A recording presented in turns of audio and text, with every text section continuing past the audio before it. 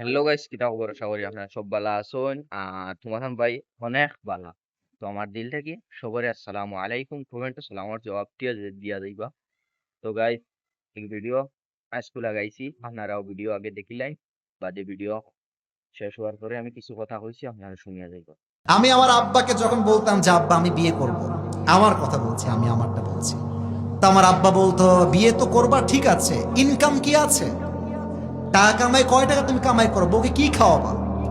আমার প্রশ্ন হচ্ছে মুরব্বী আব্বাজেনদের কাছে, বাপের কাছে, আমার বাপ যদি আমাকে সাপোর্ট দেয় বিয়েটা আমার জন্য 90 ভাগ সহজ হয়ে যাবে।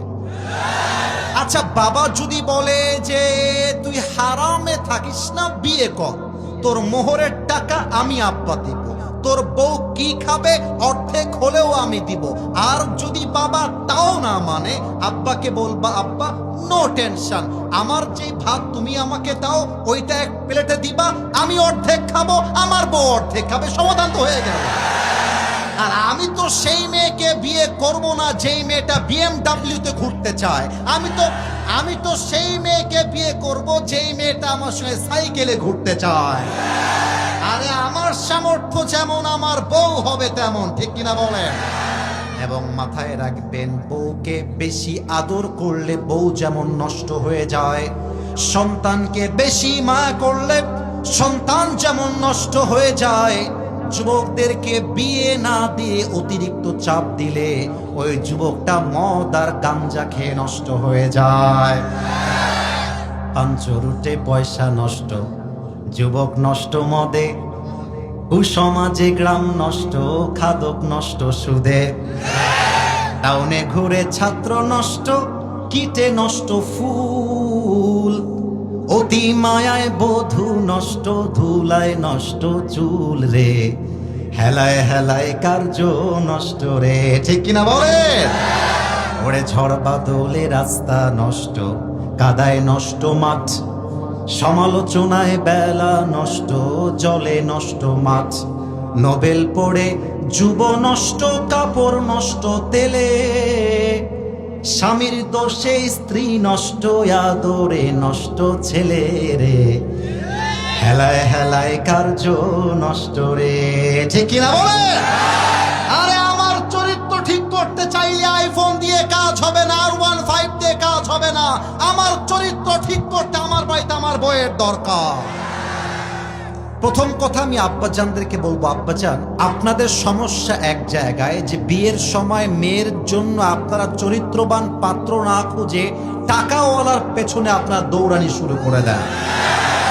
আর আজকালকার মেয়েরা হয়ে গেছে এমন যে টাকা আর সরকারি চাকরি পাইলে বুইরা টাকলার সাথে বিয়ের পিড়িতে বসে যায়।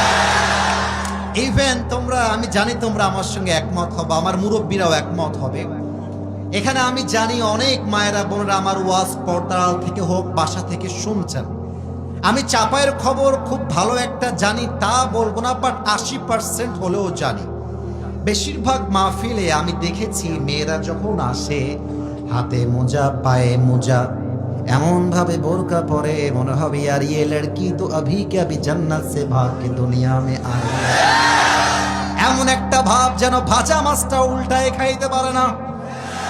কিন্তু আমি যুবকদেরকে একটা কথা সত্য বলতে চাই, চাপাই নবগঞ্জের পার্কে যখন যাবা, রাজশাহীর আইবাদ, টিবাদ, জিয়া পার্ক, মুক্তমঞ্চ, পদ্মা গার্ডেন, রাজশাহী চিড়িয়াখানা park, Rajshahi college, Rajshahi university, যত মেয়েরা প্রেম করে বেড়াচ্ছে বয়ফ্রেন্ড নিয়ে, একটু চোখ খুলে দেখবা 80 ভাগ মেয়েরাই প্রেম করছে বোরকাওয়ালি মেয়েরা। তখন আমার কানে কানে গিয়ে বলতে চাই প্রিয় বোন, কানে কানে গিয়ে বলতে মনে চায় প্রিয় বোন আমার, আপনার বোরকার উপরে পুরোটাই ফিটফাট, কিন্তু ভেতরে কিন্তু পুরোটাই সদরঘাট। দাঁড়িয়ে আর টুপি রাখলে যেমন হুজুর হওয়া যায় না, বোরকা পড়লে তেমন দিনদার মেয়ে হওয়া যায় না। এবেন আমার তো অবাক লাগে, অনেক মেয়েদের দাড়িওয়ালা দিনদার যুবক পছন্দ হয় না, কিন্তু গাঞ্জাখোর দেখলে ঠিকই পছন্দ হয়।